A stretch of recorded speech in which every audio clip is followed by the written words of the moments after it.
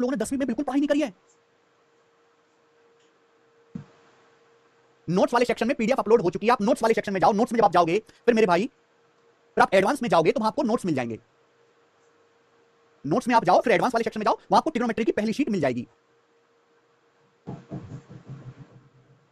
बच्चों देखो यार, 10वीं में आपने कुछ नहीं पढ़ा, 10th में हमें समय इसलिए ज्यादा लगता है क्योंकि मुझे आपको 10वीं 9वीं क्लास का भी पढ़ाना होता है, 10वीं क्लास का भी पढ़ाना होता है, कंपटीशन का भी पढ़ाना होता है, ट्रिक्स भी बतानी पड़ती है, प्रीवियस ईयर में प्री के सवाल भी करवाने पड़ते हैं, मेंस के सवाल भी करवाने पड़ते हैं, एसएससी के भी करवाने पड़ते हैं, रेलवे के भी करवाने पड़ते हैं, सीडीएस के सवाल भी करवाने पड़ते हैं। मैं दूसरे टीचर्स की तरह नहीं हूं, आप मेरी तुलना किसी और से करना बंद कर दीजिए बेटा।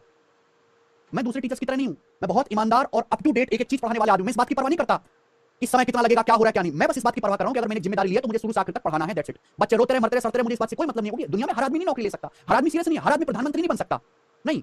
कुछ ही लोग होते हैं बेटा, कुछ मुट्ठी भर लोग होते हैं।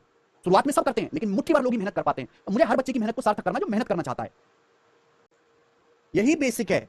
और पता नहीं आप लोग कौन सा बेसिक मानते हैं, हमें तो समझ नहीं आता। और कौन सा बेसिक आप लोग मानते हैं भाई? और क्या है त्रिकोणमिति का बेसिक? यही तो बेसिक है। और क्या चीज बेसिक में मांग रहे हो, मुझे समझ ही नहीं आ रहा आप लोग।